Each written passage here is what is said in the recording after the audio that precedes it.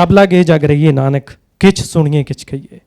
गुरु नानक साहब का वो फलसफा जिहदे विच उन्हां दस्सिया कि दुनिया दीआं सारियां समस्यावां दा हल इकट्ठे बह के कीता जा सकता है।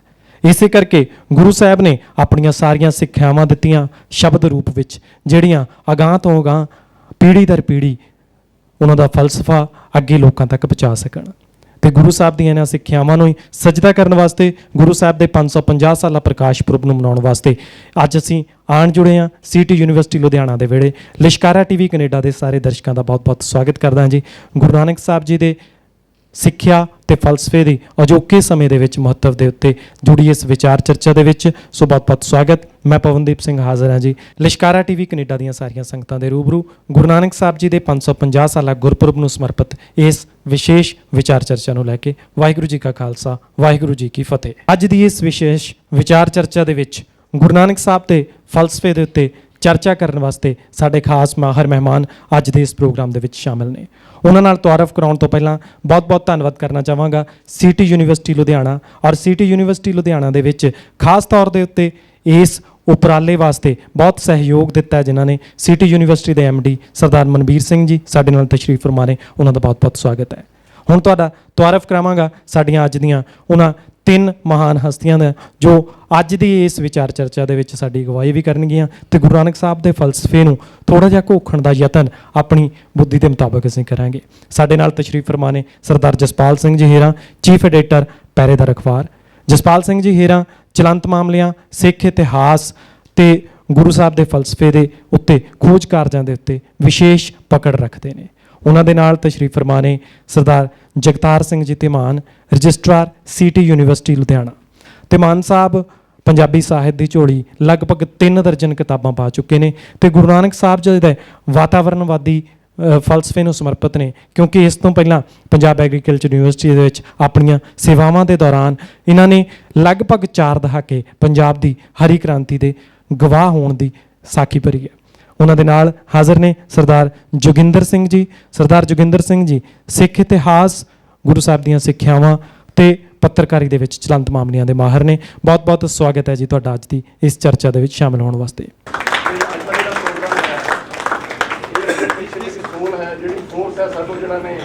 और मैं एक बार दोबारा याद करवा दें अपने विद्यार्थी साथियों कि असी चर्चा शुरू भी उत्थों की सी कि जब लगे जग रहीए नानक किच सुणीए किच कहीए। सो असी सिर्फ सुनना नहीं, असी कहना है, अज की चर्चा दे विच शामिल होना है। सो गुरु नानक साहब की शख्सियत नाल जुड़िया होया, उन्होंने फलसफे नाल जुड़िया होवे सवाल जे कोई वलंटियर रेडी है तो असी वो सवाल पहला इधरों लै सकते हैं। हाँ जी, अपना नाम दसो पहला। राजदीप। राजदीप की पूछना चाहते हो तो किहनूं पूछना चाहते हो? सत श्री अकाल सर। सर मेरा क्वेश्चन ये है कि गुरु नानक देव जी की एक बहुत वधिया कोटेशन है जो कि मेरी फेवरेट है, सो क्यों मंदा आखिए जे तू जम्मे राजा। बट सर आप देख रहे हैं कि जो विमेन अगेंस्ट क्राइम है बहुत ज़्यादा इनक्रीज़ हो रहा है। जो अब्यूजिव लैंगुएज यूज़ होंगी है वो भी विमेन के अगेंस्ट होंगी है, ਉਹਦੇ ਵਿੱਚ विमेन का ही जिक्र होंदा वा। सो सर कित्थे लैप्स है, ਆਪਾਂ ਇਹਨੂੰ कॉम्बैक्ट करने ਲਈ ਕੀ कर सकते हैं? मैं इस सवाल के 2 पक्ष जानने चाहांगा। एक ਇਹਦਾ थोड़ा जिहा इंस्टीट्यूशनल पक्ष संस्थानक और सिक्ख्यक पद्धर के उत्ते धीमान साहब तो, ते दूसरा इसका समाजिक पक्ष जिहड़ा असीं हीरा साहब तो जाणांगे। बहुत अच्छा सवाल है और अजकल के अजोके समाज दे विच बहुत ही सार्थकता है इस सवाल की। सो क्यों मंदा आखिए जित जम्मे राजान। गुरु नानक देव जी ने 550 साल पहला ये सानू गल कहती, क्योंकि वो इन्ने विजनरी सीगे। उन्होंने पता सीगा कि एक समा ऐसा आ सकता है कि ਆਪਾਂ ਨੂੰ ਇਹ ਗੱਲ ਕਰਨੀ ਪਏਗੀ कि औरतों के नाल बड़ी बेहुरमती हो रही है, समाज ਦੇ ਵਿੱਚ ਉਸ ਨੂੰ ਉਹ ਸਨਮਾਨ नहीं मिल रहा। इस गल ਨੂੰ ਸਮਝਦੇ ਹੋਇਆਂ 2 तरह ਦੇ ਜਿਹੜੀ प्रोग्रेस हुई है।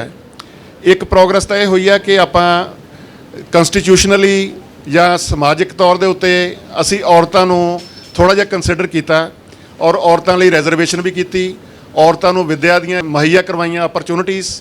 और नतीजे के तौर पर की होया कि अज साडियां ऑर्गेनाइजेशनस है, साडियां जिहड़ियां एजुकेशनल इंस्टीट्यूशनस हैगियां ਉਹਦੇ 'ਚ औरतों की गिणती ज़्यादा है।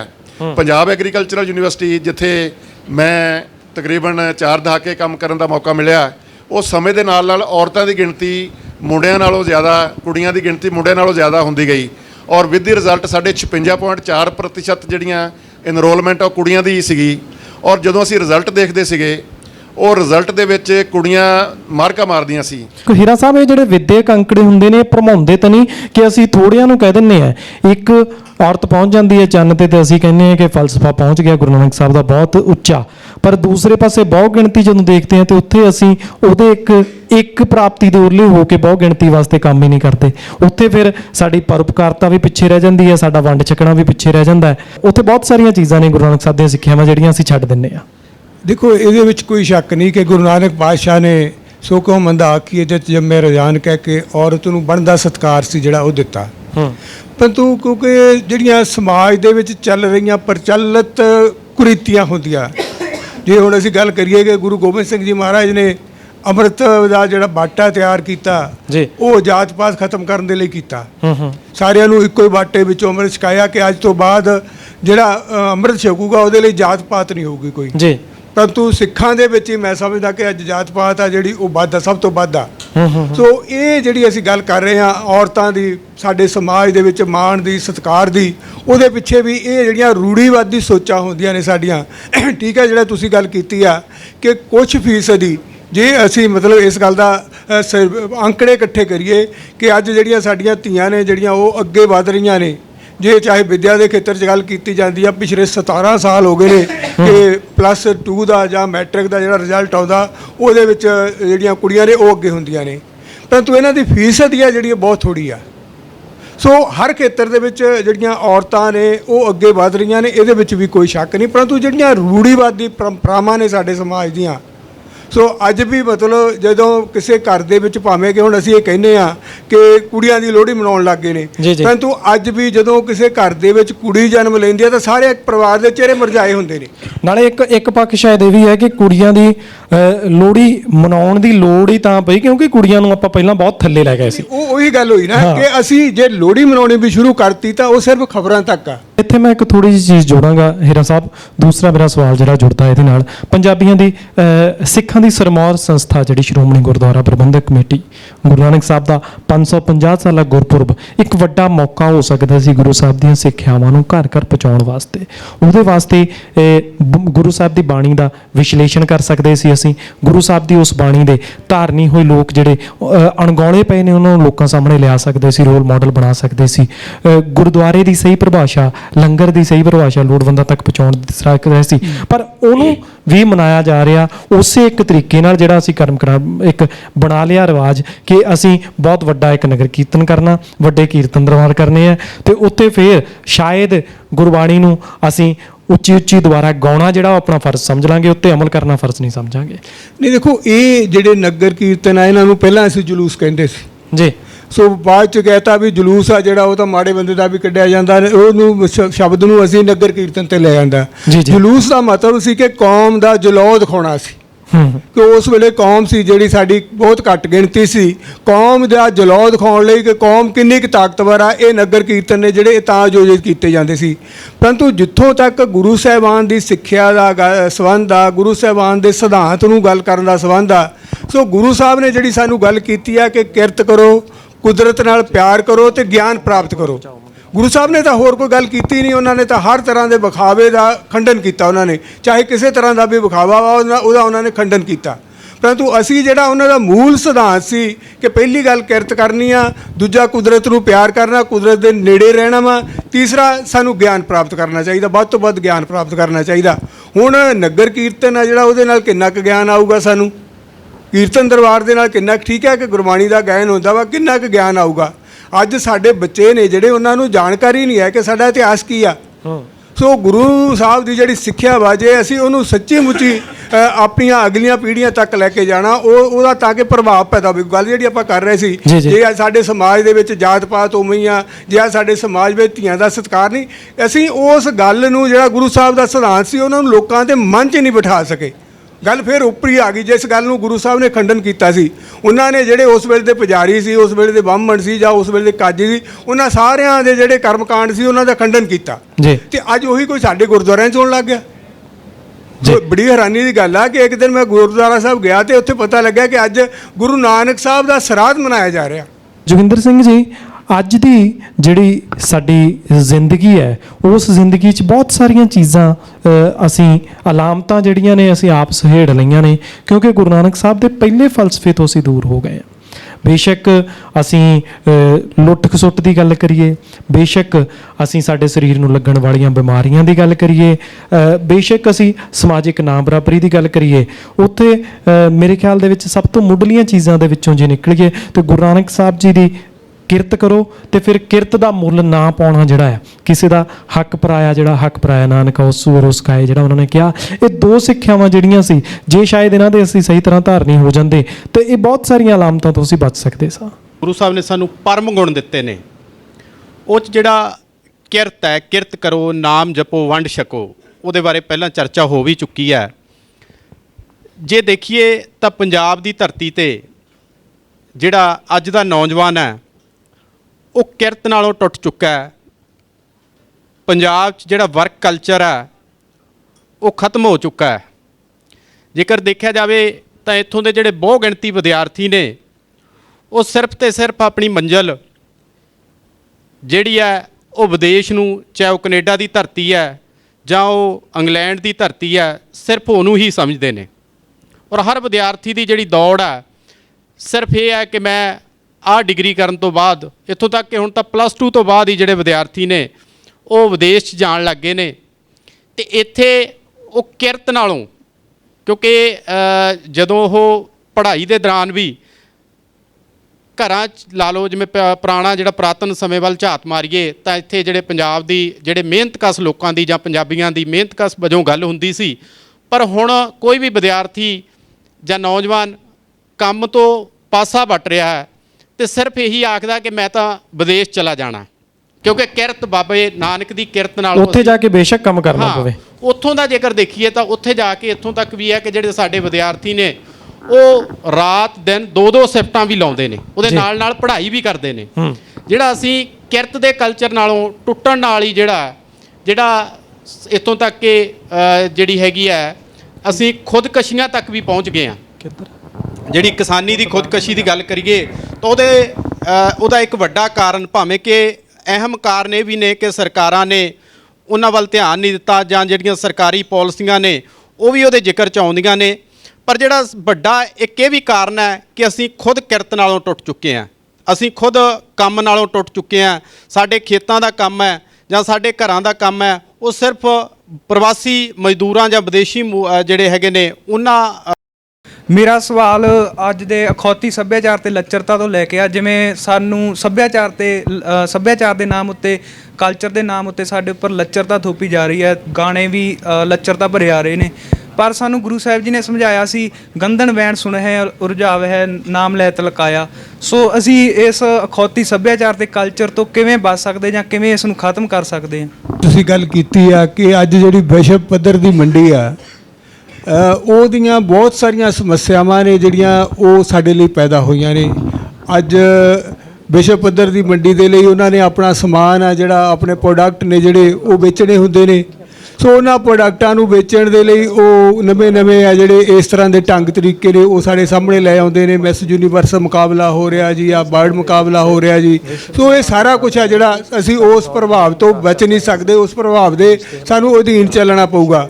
ਪਰੰਤੂ ਇੱਕ ਕਾਰਨ ਆ ਕਿ ਸਾਨੂੰ ਸਿੱਖ ਧਰਮ ਦੇ ਵਿੱਚ ਗੁਰੂ ਸਾਹਿਬ ਨੇ ਇੱਕ ਸਿੱਖਿਆ ਦਿੱਤੀ ਸੀ ਕਿ ਨਿਆਰਾ ਤੇ ਨਿਰਾਲਾ ਧਰਮ ਆ। ਨਿਆਰਾ ਤੇ ਨਿਰਾਲਾ ਧਰਮ ਦਾ ਮਤਲਬ ਇਹ ਆ ਕਿ ਜਿਹੜੇ ਸਾਨੂੰ ਸਿਧਾਂਤ ਦਿੱਤੇ ਗਏ ਸੀ, ਸਿੱਖੀ ਦੇ ਜਿਹੜੇ ਸਾਡੇ ਸਿਧਾਂਤ ਸੀ, ਜੇ ਅਸੀਂ ਉਹਨਾਂ ਦੀ ਪਾਲਣਾ ਕਰਾਂਗੇ ਤਾਂ ਫਿਰ ਅਸੀਂ ਇਹ ਜਿਹੜਾ ਵਿਸ਼ਵ ਪੱਧਰ ਦਾ ਜਾਂ ਸਾਡੇ ਤੇ ਜਿਹੜੀ ਵੀ ਕੋਈ ਹਨੇਰੀ ਆ ਜਿਹੜੀ ਇਸ ਤਰ੍ਹਾਂ ਦੀ ਚੱਲਦੀ ਆ ਉਹਦੇ ਤੋਂ ਸਾਡਾ ਜਿਹੜਾ ਬਚਾਅ ਉਹ ਹੋ ਸਕਦਾ। ਸੋ ਇਹਦੇ ਲਈ ਸਾਡੇ ਲਈ, ਮੈਂ ਜਿਵੇਂ ਪਹਿਲਾਂ ਵੀ ਜਿਹੜਾ ਗੱਲ ਦਾ ਜ਼ਿਕਰ ਕੀਤਾ ਕਿ ਜੇ ਬੰਦਾ ਮੂਲ ਨਾਲ ਜੁੜਿਆ ਰਹੂਗਾ, ਜਿਹੜਾ ਸਿੱਖ ਮੂਲ ਨਾਲ ਜੁੜਿਆ ਰਹੂਗਾ, ਜਿਹੜਾ ਇਨਸਾਨ ਮੂਲ ਨਾਲ ਜੁੜਿਆ ਰਹੂਗਾ, ਉਹ ਆ ਜਿਹੜਾ ਉਹ ਇਸ ਤਰ੍ਹਾਂ ਦੀਆਂ ਹਨੇਰੀਆਂ ਤੋਂ ਬਚੂਗਾ। ਦੂਸਰਾ ਇਹ ਆ ਕਿ ਸਮੇਂ ਦੇ ਅਨੁਸਾਰ ਜਿਵੇਂ ਆਪਾਂ ਗੱਲ ਕੀਤੀ ਆ, ਇਹ ਸਾਰੀਆਂ ਹਨੇਰੀਆਂ ਨੇ ਜਿਹੜੀਆਂ ਇਹਨਾਂ ਨੇ ਚੱਲਣਾ ਹੁੰਦਾ। ਸੋ ਇਹਨਾਂ ਹਨੇਰੀਆਂ ਤੋਂ ਅਡੋਲ ਰਹਿਣ ਦੇ ਲਈ ਸਾਨੂੰ ਜਿਹੜਾ ਆਪਣਾ ਵਿਰਸਾ ਉਹਨੂੰ ਯਾਦ ਕਰਨਾ ਪਊਗਾ ਕਿ ਸਾਡਾ ਵਿਰਸਾ ਕੀ ਆ। ਸੋ ਜਦੋਂ ਅਸੀਂ ਇਸ ਤਰ੍ਹਾਂ ਦੀ ਜਿਹੜੀ ਇਹਨਾਂ ਨੇ ਲੱਚਰਤਾ ਦੀ ਗੱਲ ਕੀਤੀ ਆ, ਜਦੋਂ ਇਸ ਤਰ੍ਹਾਂ ਦੀ ਅਸੀਂ ਲੱਚਰਤਾ ਦੀ ਗੱਲ ਦੇਖਦੇ ਹਾਂ ਤੇ ਉਹਦੇ ਮੁਕਾਬਲੇ 'ਚ ਅਸੀਂ ਜਦੋਂ ਆਪਣੇ ਵਿਰਸੇ ਦੀ ਗੱਲ ਕਰਾਂਗੇ ਕਿ ਸਾਡਾ ਵਿਰਸਾ ਕੀ ਆ, ਜਿਵੇਂ ਅਸੀਂ ਗੱਲ ਕੀਤੀ ਆ ਕਿ ਸਾਡੇ ਕੋਲ ਇੱਕ ਗੁੜਤੀ ਆ, ਸਾਡੇ ਵਿਰਸੇ ਦੀ ਗੁੜਤੀ ਆ ਕਿ ਚਮਕੌਰ ਦੀ ਗੜੀ ਦੇ ਵਿੱਚ ਗੁਰੂ ਸਾਹਿਬ ਦੇ ਨਾਲ 40 ਸਿੰਘ ਨੇ, ਦੂਜੇ ਪਾਸੇ ਮੁਗਲਾਂ ਦੀ ਜਿਹੜੀ ਗਿਣਤੀ ਆ, ਪਹਾੜੀ ਰਾਜਿਆਂ ਦੀ ਫੌਜ ਦੀ ਗਿਣਤੀ ਆ, ਉਹ ਲੱਖਾਂ ਦੇ ਵਿੱਚ ਆ। ਉੱਥੇ ਮੁਕਾਬਲਾ ਹੁੰਦਾ ਤੇ ਗੁਰੂ ਸਾਹਿਬ ਦੇ ਵੱਡੇ ਸਾਹਿਬਜ਼ਾਦੇ ਨੇ ਬਾਬਾ ਅਜੀਤ ਸਿੰਘ, ਉਹ ਖੁਦ ਮੈਦਾਨ 'ਚ ਜਾ ਕੇ ਜੂਝਦੇ ਨੇ ਤੇ ਸ਼ਹੀਦ ਹੋ ਜਾਂਦੇ ਨੇ। ਤੇ ਉਹਨਾਂ ਦੇ ਸ਼ਹੀਦ ਹੋਣ ਨੂੰ ਸਾਹਮਣੇ ਗੜੀ ਦੇ ਵਿੱਚ ਉਹਨਾਂ ਦਾ ਬੈਠਾ ਬਾਪ ਵੀ ਤੱਕ ਰਿਹਾ ਵਾ, ਦਸ਼ਮੇਸ਼ ਪਿਤਾ, ਤੇ ਉਹਨਾਂ ਦਾ ਛੋਟਾ ਭਰਾ ਵਾ ਜਿਹਦੀ ਉਮਰ ਸਿਰਫ 14 ਸਾਲ ਆ। ਤੁਸੀਂ ਸਾਰੇ ਹੁਣ ਅੰਦਾਜ਼ਾ ਲਾ ਲਓ ਕਿ 14 ਸਾਲ ਦਾ ਇੱਕ ਮੁੱਛ-ਫੁੱਟ ਗੱਭਰੂ ਹੈ, ਨਾ ਉਹ ਬਾਲਕ ਆ ਤੇ ਨਾ ਉਹ ਜਵਾਨ ਆ, ਵਿਚਕਾਰਲੀ ਉਮਰ ਆ ਉਹਦੀ, ਟੀਨਏਜਰ ਜਿਹਨੂੰ ਅਸੀਂ ਕਹਿ ਦਿੰਦੇ ਆ। ਸੋ ਉਹ ਜਿਹੜਾ 14 ਸਾਲ ਦਾ ਸਾਹਿਬਜ਼ਾਦਾ ਵਾ, ਜਿਹੜਾ ਗੜੀ ਦੇ ਵਿੱਚ ਉਸ ਜੰਗ ਨੂੰ ਤੱਕ ਰਿਹਾ, ਉਹ ਆਪਣੇ ਪਿਤਾ ਨੂੰ ਇਸ ਗੱਲ ਦਾ ਮੌਕਾ ਨਹੀਂ ਦਿੰਦਾ ਕਿ ਉਹ ਉਹਨੂੰ ਆਵਾਜ਼ ਮਾਰਨ ਕਿ ਜੁਝਾਰ ਸਿੰਘ ਹੁਣ ਤੇਰੀ ਵਾਰੀ ਆਈ। ਉਹ ਖੁਦ ਉੱਠ ਕੇ ਗੁਰੂ ਸਾਹਿਬ ਦੇ ਅੱਗੇ ਪੇਸ਼ ਹੁੰਦਾ ਕਿ ਪਿਤਾ ਜੀ ਹੁਣ ਮੈਨੂੰ ਆਗਿਆ ਦਿਓ।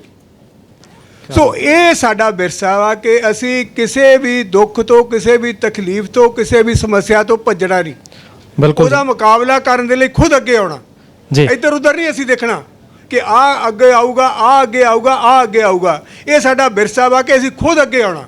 ਸੋ ਜਦੋਂ ਅਸੀਂ ਆਪਣੇ ਇਸ ਵਿਰਸੇ ਨੂੰ ਪਛਾਣ ਲਾਂਗੇ ਕਿ ਜਦੋਂ ਸਾਡੇ ਸਾਹਮਣੇ ਸਮੱਸਿਆਵਾਂ ਖੜੀਆਂ ਹੁੰਦੀਆਂ ਨੇ, ਅਸੀਂ ਖੁਦ ਉੱਠ ਕੇ ਉਹਦੇ ਅੱਗੇ ਖੜੇ ਹੋਵਾਂਗੇ, ਤੇ ਮੈਨੂੰ ਲੱਗਦਾ ਕਿ ਅਸੀਂ ਜੇ ਉਸ ਵਿਰਸੇ ਦੇ ਵਾਰਸ ਬਣਾਂਗੇ ਤੇ ਫਿਰ ਇਹ ਜਿਹੜੀਆਂ ਸਮੱਸਿਆਵਾਂ ਇਹਨਾਂ ਦਾ ਹੱਲ ਵੀ ਹੋ ਜਾਊਗਾ। ਬਿਲਕੁਲ ਜੀ, ਹੀਰਾ ਸਾਹਿਬ ਬਹੁਤ ਵਡਮੁੱਲੇ ਵਿਚਾਰ ਦਿੱਤੇ ਨੇ, ਔਰ ਇਸੇ ਵਿਚਾਰ ਦੇ ਨਾਲ ਜੁੜ ਕੇ ਅੱਜ ਦੇ ਆਖਰੀ ਸਵਾਲ ਵੱਲ ਵਧ ਰਿਹਾ ਮੈਂ, ਕਿਉਂਕਿ ਚਰਚਾ ਦਾ ਸਮਾਂ ਲਗਭਗ ਸਮਾਪਤੀ ਵੱਲ ਵਧ ਰਿਹਾ। ਤੇ ਮਾਨ ਸਾਹਿਬ, ਇਹ ਜਵਾਬ ਤੁਹਾਡੇ ਤੋਂ ਚਾਹਾਂਗਾ। ਅਗਲਾ ਇੱਕ ਸਵਾਲ ਤਿਆਰ ਹੈ ਜੀ।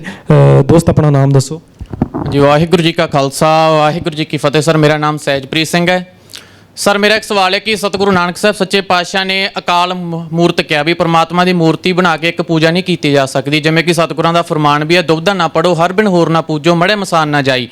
ਤੇ ਫਿਰ ਵੀ ਸਾਡੇ ਲੋਕ ਨੇ ਜਿਹੜੇ ਇਹ ਕਵਰਾਂ ਵੱਲ ਜਾਂ ਆਪਾਂ ਕਹਿ ਦਈਏ ਮੂਰਤੀ ਪੂਜਾ ਵੱਲ ਜ਼ਿਆਦਾ ਕਿਉਂ ਜਾ ਰਹੇ ਨੇ, ਮੜੀਆਂ ਮਸਾਨਾਂ ਵੱਲ ਜ਼ਿਆਦਾ ਕਿਉਂ ਜਾ ਰਹੇ ਨੇ? ਕਿਉਂਕਿ ਇੱਕ ਜੇ ਸੱਚਾ ਆਪਾਂ ਮੁਸਲਮਾਨ ਵੀ ਕਹਿ ਲਈਏ, ਉਹ ਸੱਚਾ ਮੁਸਲਮਾਨ ਕਦੇ ਕਬਰ ਨੂੰ ਨਹੀਂ ਮੱਥਾ ਨਹੀਂ ਟੇਕਦਾ। ਫਿਰ ਸਾਡੇ ਸਿੱਖਾਂ ਦੇ ਵਿੱਚ ਰਿਵਾਜ ਕਿਉਂ ਪ੍ਰਚਲਿਤ ਹੋ ਰਿਹਾ ਕਿ ਕਬਰਾਂ ਦੇ ਉੱਪਰ ਜ਼ਿਆਦਾ ਜਾ ਰਿਹਾ ਵਾ?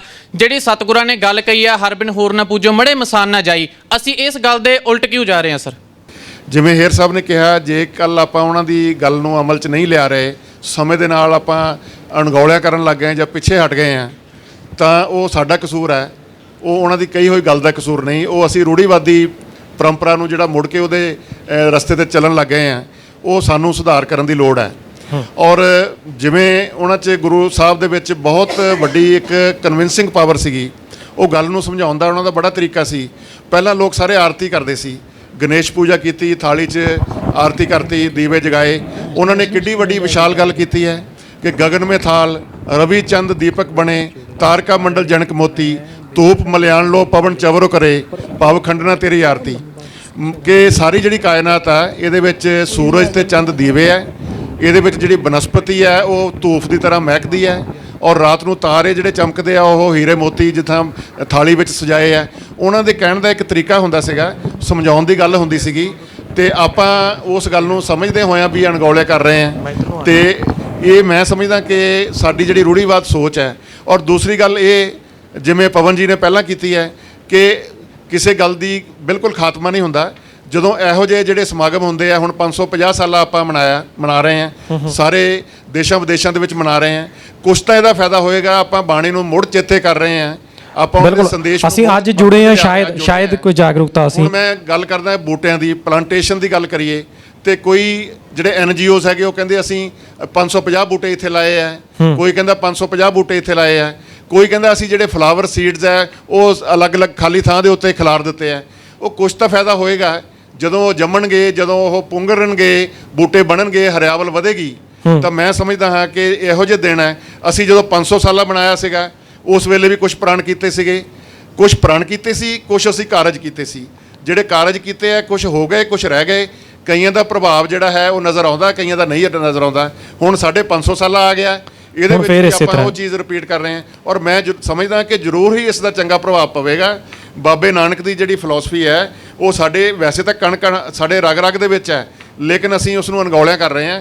ਅਸੀਂ ਆਪਣੇ ਆਪ ਦੀ ਪੀੜ੍ਹੀ ਥੱਲੇ ਵੀ ਸੋਟਾ ਮਾਰੀਏ, ਅਸੀਂ ਆਪਣੇ ਆਪ ਦੀ ਇੰਟਰੋਸਪੈਕਸ਼ਨ ਕਰੀਏ, ਅਸੀਂ ਉਸ ਦੇ ਲੜ ਲੱਗੀਏ ਤੇ ਅਸੀਂ ਜਿਹੜੇ ਕੰਮ ਨਹੀਂ ਕਰ ਰਹੇ ਉਸ ਵੱਲ ਤੁਰੀਏ ਕਿ ਉਹ ਕੰਮ ਜਿਹੜੇ ਸਹੀ ਹੈ ਉਹਨਾਂ ਨੂੰ ਆਪਾਂ ਕਰੀਏ। ਤੇ ਮੈਂ ਸਮਝਦਾ ਇਸ ਦੇ ਨਾਲ ਸਮੇਂ ਦੇ ਨਾਲ ਸੁਧਾਰ ਜ਼ਰੂਰ ਹੋਵੇਗਾ ਜੀ। ਗੁਰੂ ਨਾਨਕ ਸਾਹਿਬ ਦੇ ਫਲਸਫੇ ਦੇ ਵਿੱਚ ਬਰਾਬਰੀ ਦੀ ਗੱਲ ਹੋਈ, ਲੰਗਰ ਪ੍ਰਥਾ ਦੀ ਗੱਲ ਜਦੋਂ ਹੁੰਦੀ ਹੈ ਤੇ ਲੰਗਰ ਪ੍ਰਥਾ ਨਾਲ ਜੁੜੀ ਹੋਈ ਇੱਕ ਹੋਰ ਚੀਜ਼ ਕਿ ਬਹੁਤ ਸਾਰੀਆਂ ਸੰਸਥਾਵਾਂ ਨੇ ਜਿਹੜੀਆਂ ਗੁਰੂ ਸਾਹਿਬ ਦੇ ਪਰਉਪਕਾਰ ਦੇ ਫਲਸਫੇ ਨੂੰ ਪ੍ਰਣਾਈਆਂ ਹੋਈਆਂ ਨੇ। ਭਾਈ ਕਨ੍ਹਈਆ ਸਾਨੂੰ ਚੇਤੇ ਹੈ, ਖਾਲਸਾ ਏਡ ਦਾ ਨਾਮ ਪੂਰੀ ਦੁਨੀਆ 'ਚ ਲਿਆ ਜਾਂਦਾ ਹੈ। ਲਿਸ਼ਕਾਰਾ ਟੀਵੀ ਕੈਨੇਡਾ ਦੇ ਨਾਲ ਜੁੜੀ ਹੋਈ ਦਸਵੰਧ ਫਾਊਂਡੇਸ਼ਨ ਬਹੁਤ ਸਾਰੇ ਲੋੜਵੰਦਾਂ ਦੀ ਮਦਦ ਕਰਦੀ ਹੈ ਗਾਹੇ ਬਗਾਹੇ। ਪਰ ਦੂਜੇ ਪਾਸੇ ਇੱਕ ਵੇਲੇ ਜਦੋਂ ਬਹੁਤ ਸਾਰੇ ਵੱਡੇ ਨਗਰ ਕੀਰਤਨ ਦੇ ਰਾਹੀਂ ਸ਼੍ਰੋਮਣੀ ਗੁਰਦੁਆਰਾ ਪ੍ਰਬੰਧਕ ਕਮੇਟੀ ਵੱਡਾ ਚੜਾਵਾ ਇਕੱਠਾ ਕਰ ਰਹੀ ਹੈ ਤੇ ਉੱਥੇ ਪੰਜਾਬ ਦੇ ਵਿੱਚ ਹੜ੍ਹਾਂ ਵਾਸਤੇ ਵੀ ਲੋਕ ਹਾਲ ਪਾ ਰਹੇ ਨੇ ਕਿ ਕੀ ਇਹ ਸੇਵਾ ਉਧਰ ਨਹੀਂ ਸੀ ਵਰਤੀ ਜਾਣੀ ਚਾਹੀਦੀ ਜੇ ਗੁਰੂ ਸਾਹਿਬ ਦੀ ਸਿੱਖਿਆ ਨੂੰ ਸਹੀ ਤਰ੍ਹਾਂ ਮੰਨੀਏ, ਕਿਉਂਕਿ ਗੁਰੂ ਸਾਹਿਬ ਨੇ ਤਾਂ ਆਖਿਆ ਕਿ ਗਰੀਬ ਦਾ ਮੂੰਹ ਗੁਰੂ ਦੀ ਗੋਲਕ ਹੈ। ਦੇਖੋ ਜੀ, ਗੁਰੂ ਸਾਹਿਬ ਦਾ ਜਿਹੜਾ ਫਲਸਫਾ ਹੈ ਉਹਦੇ 'ਚ ਜਿਹੜਾ ਗੁਰੂ ਸਾਹਿਬ ਨੇ ਕਲੀਅਰ ਤੇ ਸਾਫ਼ ਲਿਖਿਆ ਹੈ ਕਿ ਗਰੀਬ ਦਾ ਮੂੰਹ ਗੁਰੂ ਦੀ ਗੋਲਕ। ਪਰ ਹੀਰਾਂ ਸਾਹਿਬ ਨੇ ਜਿਸ ਤਰ੍ਹਾਂ ਪਹਿਲਾਂ ਗੱਲ ਕੀਤੀ ਹੈ ਕਿ ਸਾਡੇ ਜਿਹੜੇ ਰਹਿਬਰ ਗੁਰੂ ਸਾਹਿਬਾਨ ਨੇ ਜਿਹੜਾ ਉਹਨਾਂ ਨੇ ਫਲਸਫਾ ਸਾਨੂੰ ਦਿੱਤਾ ਹੈ, ਜਿਹੜੇ ਅੱਜ ਧਾਰਮਿਕ ਸਾਡੇ ਆਗੂ ਨੇ ਜਾਂ ਗੁਰੂ ਘਰਾਂ 'ਚ ਲਾ ਲਓ ਜਾਂ ਮੰਦਰਾਂ 'ਚ ਜਾਂ ਮੌਲਵੀ ਨੇ ਜਿਹੜੇ, ਉਹਨਾਂ ਨੇ ਹੀਰਾਂ ਸਾਹਿਬ ਨੇ ਦੱਸਿਆ ਕਿ ਉਹਨਾਂ ਨੇ ਇੱਕ ਲੋਕਾਂ 'ਚ ਡਰ ਪੈਦਾ ਕਰ ਦਿੱਤਾ। ਉਹ ਡਰ ਹੀ ਜਿਹੜਾ ਸਾਰੀਆਂ ਜਿਹੜੀਆਂ ਨਿਯਮਤਾਂ ਕਹਿ ਲਓ ਉਹਨਾਂ ਦਾ ਕਾਰਨ ਬਣਿਆ ਹੋਇਆ ਕਿ ਲੋਕ ਜਿਹੜਾ ਗੁਰੂ ਸਾਹਿਬ ਦਾ ਹੁਕਮ ਜਾਂ ਗੁਰੂ ਸਾਹਿਬ ਦਾ ਜਿਹੜਾ ਵਿਚਾਰ ਹੈ ਉਹਨੂੰ ਮੰਨਣ ਦੀ ਬਜਾਏ ਜਿਹੜਾ ਆਪਣਾ ਪੈਸਾ ਹੈ ਉਹ ਇਹ ਡਰ ਕਾਰਨ ਜਿਹੜਾ ਦਸਵੰਧ ਵੀ ਲਾ ਲਓ, ਚਾਹੇ ਉਹ ਭਾਵੇਂ ਸਿੱਖ ਵੀ ਹੈ, ਉਹ ਆਪਣਾ ਦਸਵੰਧ ਹੈ ਜਿਹੜਾ ਉਹ ਕਿਸੇ ਗਰੀਬ ਦੀ ਮਦਦ ਲਈ ਜਾਂ ਗਰੀਬ ਲਈ ਵਰਤਣ ਦੀ ਬਜਾਏ ਜਿਹੜਾ ਉਹ ਪੈਸਾ ਹੈ ਉਹ ਕਿਸੇ ਡੇਰੇਦਾਰ ਨੂੰ ਜਾਂ ਕਿਸੇ ਜਿਹੜਾ ਹੋਰ ਕੋਈ ਧਾਰਮਿਕ ਆਗੂ ਹੈ ਉਹਦੇ ਚਰਨਾਂ 'ਚ ਜਾ ਕੇ ਭੇਟ ਕਰ ਰਿਹਾ। ਤੇ ਜਿਹੜਾ ਸਮਾਜਿਕ ਤੌਰ ਤੇ ਜਿਹੜੇ ਸਾਡੇ ਹਾਲਾਤ ਨੇ, ਸਾਡੇ ਜਿਹੜੇ ਗਰੀਬੀ ਰੇਖਾ ਜੇ ਕਹਿ ਲਓ ਜਾਂ ਆਮ ਲੋਕਾਂ ਦੀ ਜਿਹੜੀ ਲਾਈਨ ਹੈ ਉਹ ਬਹੁਤ ਲੰਬੀ ਹੈ। ਹਾਲਾਂਕਿ ਉਸ ਪੈਸੇ ਨੂੰ ਉਸ ਪਾਸੇ ਵਰਤਿਆ ਜਾ ਸਕਦਾ, ਪਰ ਅਸੀਂ ਉਹ ਪੈਸਾ ਉੱਧਰ ਵਰਤਣ ਦੀ ਬਜਾਏ ਜਾਂ ਤਾਂ ਗੁਰੂ ਘਰਾਂ ਦੀਆਂ ਜਿਹੜੀਆਂ ਉੱਚੀਆਂ ਬਿਲਡਿੰਗਾਂ ਉਹਨਾਂ 'ਤੇ ਲਾ ਰਹੇ ਹਾਂ ਜਾਂ ਕਹਿ ਲਓ ਡੇਰਾਦਾਰ ਜਿਹੜੇ ਹੈਗੇ ਆ ਉਹਨਾਂ ਨੂੰ ਦੇ ਰਹੇ ਆ। ਪਰ ਜਿਹੜਾ ਅਸਲ ਥਾਂ ਤੇ ਗੁਰੂ ਸਾਹਿਬ ਦਾ ਜਿਹੜਾ ਉਹ ਪੈਸਾ ਨਹੀਂ ਜਾ ਰਿਹਾ। ਜੇਕਰ ਦੇਖਿਆ ਜਾਵੇ ਤਾਂ ਜਿਹੜਾ ਨਗਰ ਕੀਰਤਨ ਵੀ ਪਿਛਲੇ ਦਿਨਾਂ ਸਜਾਇਆ ਗਿਆ ਉਹਦਾ ਵੀ ਬਹੁਤ ਵੱਡਾ ਇੱਕ ਮੁੱਦਾ ਉੱਠਿਆ ਹੈ ਕਿ ਉਹ ਜਿਹੜਾ ਪੈਸਾ ਉਹ ਕਿੱਥੇ ਜਾਵੇਗਾ ਜਾਂ ਉਹਦੀ ਵਰਤੋਂ ਕਿਸ ਰੂਪ 'ਚ ਹੋਵੇਗੀ। ਇਹ ਲੋਕਾਂ ਨੇ ਜਾਂ ਜਾਗਰੂਕ ਲੋਕਾਂ ਨੇ ਇਹਦੇ ਬਾਰੇ ਵੀ ਮੁੱਦਾ ਉਠਾਇਆ। ਤੇ ਜਿਹੜੀ ਗੱਲ ਦੇਖਿਆ ਜਾਵੇ ਤਾਂ ਜਿਹੜਾ ਗੁਰੂ ਸਾਹਿਬ ਦਾ ਫਲਸਫਾ ਹੈ ਉਹਦੇ ਤੇ ਬਹੁਤ ਸਾਰੀਆਂ ਸ਼੍ਰੋਮਣੀ ਕਮੇਟੀ ਤੋਂ ਬਜਾਏ ਹੋਰ ਜਿਹੜੀਆਂ ਬਹੁਤ ਸਾਰੀਆਂ ਸੰਸਥਾਵਾਂ ਨੇ ਜਿਹ 'ਚ ਖਾਲਸਾ ਏਡ ਦੀ ਗੱਲ ਕੀਤੀ ਜਾ ਸਕਦੀ ਹੈ, ਉਹ ਸੰਸਥਾਵਾਂ ਨੇ ਜਿਹੜੀਆਂ ਉਹ ਗੁਰੂ ਸਾਹਿਬ ਦੇ ਫਲਸਫੇ ਅਨੁਸਾਰ ਕੰਮ ਕਰ ਵੀ ਰਹੀਆਂ ਨੇ, ਅੰਤਰਰਾਸ਼ਟਰੀ ਪੱਧਰ ਤੇ ਕੰਮ ਕਰ ਰਹੀਆਂ ਨੇ। ਉਹ ਸੰਸਥਾਵਾਂ ਦੂਸਰੇ ਦੇਸ਼ਾਂ 'ਚ ਈਵਨ ਇੱਥੋਂ ਤੱਕ ਕਿ ਵਰਦੀਆਂ ਗੋਲੀਆਂ 'ਚ ਵੀ ਜਾ ਕੇ ਉਹਨਾਂ ਨੇ ਲੋਕਾਂ ਦੀ ਮੂੰਹ 'ਚ ਗੁਰੂ ਸਾਹਿਬ ਦਾ ਜਿਹੜਾ ਦੱਸਿਆ ਫਲਸਫਾ ਜਾਂ ਗੁਰੂ ਸਾਹਿਬ ਦੀ ਜਿਹੜੀ ਲੰਗਰ ਪ੍ਰਥਾ ਸ਼ੁਰੂ ਕੀਤੀ ਹੈ ਉਹਨਾਂ ਦੇ ਮੂੰਹ 'ਚ ਜਾ ਕੇ ਲੰਗਰ ਪਾਇਆ। ਤੇ ਹੁਣ ਵੀ ਜੇ ਪੰਜਾਬ 'ਚ ਹੜ੍ਹਾਂ ਦੀ ਗੱਲ ਹੋਈ ਹੈ ਤਾਂ ਉਹ ਸੰਸਥਾ ਹੈ ਜਿਹੜੀ ਉਹਨੇ ਪਿਛਲੇ ਦਿਨਾਂ 'ਚ ਇੱਕ ਅੰਕੜਾ ਵੀ ਦਿੱਤਾ ਕਿ 7.5 ਲੱਖ ਪਾਉਂਡ ਜਿਹੜਾ ਉਹਨਾਂ ਨੇ ਇਕੱਠਾ ਕੀਤਾ ਤੇ ਉਹਦੇ 'ਚ ਜਿਹੜਾ ਦੇਸ਼ ਹੀ ਨਹੀਂ ਵਿਦੇਸ਼ਾਂ ਤੋਂ ਵੀ ਵੱਡੀ ਪੱਧਰ ਤੇ ਸਿੱਖਾਂ ਨੇ ਉਹ 'ਚ ਹਿੱਸਾ ਪਾਇਆ। ਲੋਕ ਜਾਗਰੂਕ ਹੋ ਰਹੇ ਨੇ ਤੇ ਇਸ ਪੈਸੇ ਦੀ ਜਿਹੜੀ ਵਰਤੋਂ ਹੈ ਆਉਣ ਵਾਲੇ ਦਿਨਾਂ 'ਚ ਹੋ ਸਕਦਾ ਹੈ, ਕਿਉਂਕਿ ਜਿਸ ਤਰ੍ਹਾਂ ਦੀ ਆਹ ਜਾਗਰੂਕਤਾ ਸਿੱਖ ਖੇਡ ਨੂੰ ਲੋਕਾਂ ਨੇ ਪੈਸਾ ਦਿੱਤਾ ਹੈ, ਜਿਹੜੇ ਸਾਡੇ ਸਿੱਖ ਨੇ ਜਾਂ ਹੋਰ ਭਾਈਚਾਰਾ ਹੈ ਉਹ ਜਾਗਰੂਕ ਹੋ ਰਿਹਾ ਔਰ ਇਨਕਲਾਬ ਇਸ ਰੂਪ 'ਚ ਵੀ ਆਉਣ ਦੀ ਆਸ ਹੈ। ਮਨ ਜੀਤੇ ਜਗਜੀਤ, ਜੇ ਅਸੀਂ ਮਨ ਨੂੰ ਜਿੱਤ ਲਿਆ, ਆਪਣੇ ਆਪ ਦੇ ਉੱਤੇ ਕਾਬੂ ਪਾ ਲਿਆ ਤਾਂ ਸਾਰੇ ਸੰਸਾਰ ਸਾਡੀ ਮੁੱਠੀ ਵਿੱਚ ਹੋਏਗਾ, ਸਾਰੇ ਸੰਸਾਰ ਦੇ ਉੱਤੇ ਸਾਡਾ ਜਿਹੜਾ ਕੰਟਰੋਲ ਹੋਏਗਾ। ਮੈਂ ਸਮਝਦਾ ਕਿ ਅਗਰ ਆਪਾਂ ਇਹ ਸੰਦੇਸ਼ ਅੱਜ ਦੀ ਇਹ ਵਿਚਾਰ ਚਰਚਾ 'ਚੋਂ ਲੈ ਕੇ ਚੱਲੀਏ ਤਾਂ ਮੈਂ ਸਮਝਦਾ ਕਿ ਸਾਡੀ ਸਾਰਿਆਂ ਦੀ ਜ਼ਿੰਦਗੀ ਜਿਹੜੀ ਉਹ ਸਾਰਥਕ ਹੋ ਸਕਦੀ ਹੈ। ਮੁੜ ਆਪਾਂ ਸਹੀ ਪੈੜਾਂ ਦੇ ਉੱਤੇ ਚੱਲਣ ਦੇ ਕਾਬਲ ਹੋ ਸਕਦੇ ਹਾਂ, ਮੁੜ ਆਪਣੀ ਜ਼ਿੰਦਗੀ ਨੂੰ ਸਾਰਥਕ ਬਣਾ ਸਕਦੇ ਹਾਂ ਔਰ ਸਾਡੇ ਗੁਰੂਆਂ ਨੇ ਜਿਹੜੀ ਚਿੰਤਾ ਦਾ ਇਜ਼ਹਾਰ ਕੀਤਾ ਸੀ ਉਸ ਚਿੰਤਾ ਨੂੰ ਦੂਰ ਕਰਨ ਦੇ ਵਿੱਚ ਅਸੀਂ ਯੋਗਦਾਨ ਪਾ ਸਕਦੇ ਹਾਂ। ਤਾਂ ਇਹਨਾਂ ਸ਼ਬਦਾਂ ਦੇ ਨਾਲ ਮੈਂ ਆਪਣਾ ਸੰਦੇਸ਼ ਸਾਰੇ ਸਰੋਤਿਆਂ ਵਾਸਤੇ ਦੇਣ ਦੇ ਵਿੱਚ ਖੁਸ਼ੀ ਮਹਿਸੂਸ ਕਰਦਾ ਔਰ ਤੁਹਾਨੂੰ ਸਾਰਿਆਂ ਨੂੰ ਸਿਟੀ ਯੂਨੀਵਰਸਿਟੀ ਵੱਲੋਂ, ਇਹਨਾਂ ਦੀ ਮੈਨੇਜਮੈਂਟ ਵੱਲੋਂ ਔਰ ਸਾਡੇ ਸਾਰੇ ਸਟਾਫ ਤੇ ਫੈਕਲਟੀ ਵੱਲੋਂ ਸ਼ੁਭ ਇਛਾਵਾਂ ਭੇਂਟ ਕਰਦਾ ਕਿ ਅਕਾਲ ਪੁਰਖ ਮਿਹਰ ਕਰਨ। ਆਉਣ ਵਾਲਾ ਸਮਾਂ ਸਾਡੇ ਉੱਤੇ, ਸਾਡੀ ਸਾਰੀ ਦੁਨੀਆ ਦੇ ਉੱਤੇ, ਸਾਡੇ ਸਾਰੇ ਸੰਸਾਰ ਦੇ ਵਿੱਚ ਇੱਕ ਸ਼ਾਂਤੀ ਪ੍ਰਪੂਰਕ, ਇੱਕ ਪ੍ਰੋਗਰੈਸਿਵ ਔਰ ਇੱਕ ਅਗਾਂਹ ਵਧੂ ਜਿਹੜਾ ਮੌਕੇ ਜਿਹੜਾ ਉਹ ਲੈ ਕੇ ਆਵੇ ਤਾਂ ਕਿ ਸਭ ਦਾ ਜਿਹੜਾ ਜੀਵਨ ਹੈ ਉਹ ਸਫਲਾ, ਆਸਾਨ, ਸ਼ਾਂਤੀਪੂਰਨ ਔਰ ਸੁਖਾਵਾਂ ਹੋਵੇ। ਬਹੁਤ ਬਹੁਤ ਸ਼ੁਕਰੀਆ ਜੀ। ਤੁਹਾਨੂੰ ਸਾਡੀ ਅੱਜ ਦੀ ਇਹ ਵਿਚਾਰ ਚਰਚਾ ਕਿਹੋ ਜਿਹੀ ਲੱਗੀ? ਤੁਸੀਂ ਆਪਣੇ ਵਿਚਾਰ ਸਾਡੇ ਨਾਲ ਸਾਂਝੇ ਕਰ ਸਕਦੇ ਹੋ। ਸਾਡਾ ਈਮੇਲ ਪਤਾ ਹੈ shammicharj@lishkara.ca। ਤੁਸੀਂ ਸਾਨੂੰ ਫੋਨ ਕਰ ਸਕਦੇ ਹੋ। ਸਾਡਾ ਫੋਨ ਨੰਬਰ ਹੈ 604 916 2121। ਇੱਕ ਵਾਰ ਦੁਬਾਰਾ ਤੋਂ ਬਹੁਤ ਬਹੁਤ ਧੰਨਵਾਦ ਕਰਾਂਗਾ ਸਾਡੇ ਨਾਲ ਜੁੜੇ ਹੋਏ ਸਾਡੇ ਮਾਹਰ ਮਹਿਮਾਨਾਂ ਦਾ, ਸਰਦਾਰ ਜਸਪਾਲ ਸਿੰਘ ਹੀਰਾ, ਸਰਦਾਰ ਜੋਗਿੰਦਰ ਸਿੰਘ ਜੀ, ਸਰਦਾਰ ਜਗਤਾਰ ਸਿੰਘ ਧਮਾਨ ਸਾਹਿਬ, ਔਰ ਇਹਦੇ ਨਾਲ ਸਿਟੀ ਯੂਨੀਵਰਸਿਟੀ ਦੇ ਸਾਰੀ ਫੈਕਲਟੀ, ਸਾਰੀ ਸਟਾਫ, ਸਿਟੀ ਯੂਨੀਵਰਸਿਟੀ ਦੇ MD ਸਰਦਾਰ ਮਨਬੀਰ ਸਿੰਘ ਜੀ, ਸਿਟੀ ਯੂਨੀਵਰਸਿਟੀ ਦੀ ਸਾਰੀ ਮੈਨੇਜਮੈਂਟ, ਚਾਂਸਲਰ ਸਾਹਿਬ ਸਰਦਾਰ ਚਰਨਜੀਤ ਸਿੰਘ ਚੰਨੀ, MD ਸਰਦਾਰ ਮਨਬੀਰ ਸਿੰਘ, ਵਾਈਸ ਚੇਅਰਮੈਨ ਹਰਪ੍ਰੀਤ ਸਿੰਘ, ਔਰ ਉਹਨਾਂ ਦੇ ਨਾਲ ਯੂਨੀਵਰਸਿਟੀ ਦੇ ਵਾਈਸ ਚਾਂਸਲਰ ਡਾਕਟਰ ਹਰਸ਼। ਖਾਸ ਤੌਰ ਤੇ ਬਹੁਤ-ਬਹੁਤ ਧੰਨਵਾਦ ਕਰਨਾ ਚਾਹਾਂਗਾ ਪ੍ਰੋਫੈਸਰ ਸੁਖਮਿੰਦਰ ਸਿੰਘ ਗਰੇਵਾਲ ਜੀ, ਜਿਨ੍ਹਾਂ ਨੇ ਅੱਜ ਦੀ ਸਾਰੇ ਵਿਚਾਰ ਚਰਚਾ ਦੇ ਵਿੱਚ ਬਤੌਰ ਕੋਆਰਡੀਨੇਟਰ ਆਪਣੀਆਂ ਸੇਵਾਵਾਂ ਨਿਭਾਈਆਂ ਔਰ ਸਾਡਾ ਬਹੁਤ ਸਹਿਯੋਗ ਕੀਤਾ। ਫਿਰ ਦੁਬਾਰਾ ਮਿਲਾਂਗੇ ਕਿਸੇ ਹੋਰ ਪ੍ਰੋਗਰਾਮ ਦੇ ਵਿੱਚ। ਫਿਲਹਾਲ ਗੁਰੂ ਨਾਨਕ ਸਾਹਿਬ ਦੀ ਬਾਣੀ ਨੂੰ, ਗੁਰੂ ਸਾਹਿਬ ਦੇ ਫਲਸਫੇ ਨੂੰ ਵਰਸਾਈ ਹੋਈ ਇਸ ਵਿਚਾਰ ਚਰਚਾ ਨੂੰ ਇੱਥੇ ਹੀ ਸਮੇਟਣ ਦੀ ਦਿਓ ਇਜਾਜ਼ਤ। ਵਾਹਿਗੁਰੂ ਜੀ ਕਾ ਖਾਲਸਾ, ਵਾਹਿਗੁਰੂ ਜੀ ਕੀ ਫਤਿਹ।